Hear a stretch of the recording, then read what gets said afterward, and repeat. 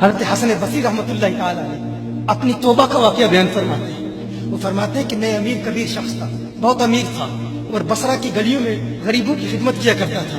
اچانک میں نے ایک حسین عورت کو دیکھ لیا اور میں اسے دیکھتا ہی رہ گیا۔ اس عورت نے مجھے کہا اما تشتہی، تجھے شرم نہیں آتی؟ میں نے کہا ممن، کس سے شرماؤں؟ اس نے کہا وہ جو آنکھوں کی خیانت کو دیکھتا ہے اور دلوں کے پوشیدہ رازوں کو جانتا ہے، تجھے شرم نہیں آتی؟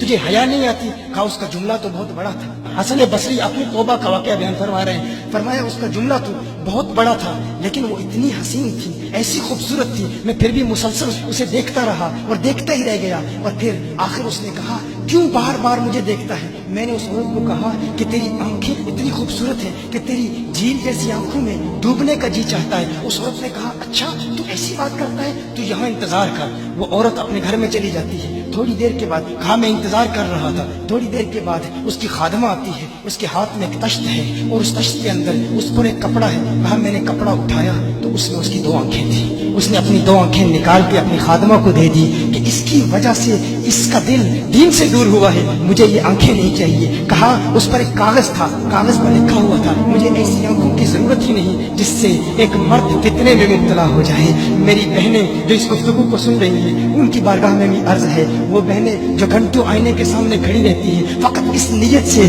کہ اپنے بالوں کو یوں سنواریں کہ مردوں کو فتنوں میں مبتلا کریں، یا کسی دکان میں جا کر کپڑے خریدتے وقت ان کے ذہن میں فقط یہی خیال ہوتا ہے ایسے کپڑوں کا انتخاب کریں گی کہ جن سے مردوں کو فتنے میں مبتلا کریں گے۔ یہ بھی امت کی بیٹی ہے جس کی ایک ادا سے ایک شخص ولی کامل بن گیا، حسن بصری بن گیا۔ حسن بصری فرماتے ہیں جب اس کی آنکھیں دیکھی میں تحکم کھو بیٹھا، میں زار و قطار رو رہا تھا۔ روتے ہوئے میں گھر چلا گیا، پوری رات میں روتا رہا، پوری رات توبہ کرتا رہا، استغفار کرتا رہا۔ حسن بصری فرماتے ہیں فجر کی اذان سنی، اچانک خیال آیا اس عورت کا شکریہ تو ادا کروں کہ جس نے اپنی آنکھیں میرے لیے، میرے دین کے لیے، میرے ایمان کے لیے اور توبہ پر استقامت کی خاطر قربان کر دی۔ کہا میں اس کے گھر گیا، جو ہی اس کے گھر پہنچا تو ادھر اس کا جنازہ نکل رہا تھا، اس کی موت واقع ہو چکی تھی۔ کہا میں رات گھر آیا، میں رات سو گیا، میری آنکھ بند ہوئی، میں نے اس عورت کو خواب میں دیکھا۔ میں نے کہا کوئی نصیحت کر۔ اس عورت نے کہا کہ جب تنہائی میں ہو اللہ کا ذکر کرتے رہو، اور جب صبح کرو تو استغفار کرو،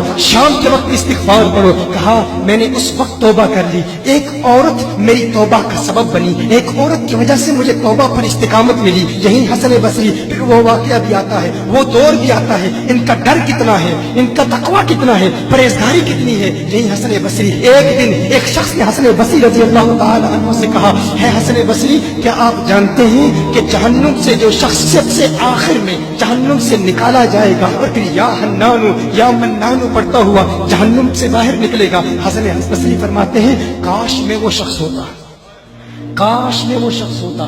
کہا گیا کہ جو جہنم سے سب سے آخر میں نکلے گا، 1000 سال جہنم میں رہے گا، یا حنانو یا منانو بڑھتا ہوا جہنم سے باہر نکلے گا۔ کہا کاش میں شخص ہوتا۔ انہوں نے کہا حضرت آپ کیا فرما رہے ہیں کہ آپ جہنم میں جانا چاہتے ہیں؟ آپ تو بزرگ ہیں، اللہ کے ولی ہیں۔ کہا تم میری بات نہیں سمجھے، وہ جو جہنم سے نکالا جائے گا کم از کم نکلنے کی ضمانت تو ہے، اس سے یہ تو پتا چل رہا ہے کہ ایمان پر موت واقع ہوگی۔ مجھے اپنے ایمان کی ضمانت نہیں ہے، میں نے اس لیے کہا کہ اگر مجھے یہ ضمانت بھی مل جائے کہ میں وہ ہوں تو وہ بھی مجھے قبول ہے، کم از کم ایمان تو سلامت لے کے جاؤں۔ میں کہتا ہوں اللہ فرماتا ہے خوف نہیں ہے، ڈر نہیں ہے، پھر فرماتا ہے یہ ڈرتے بھی ہیں، یہ ڈرتے بھی ہیں، لیکن ان کے ڈر اور ہمارے ڈر میں فرق کیا ہے؟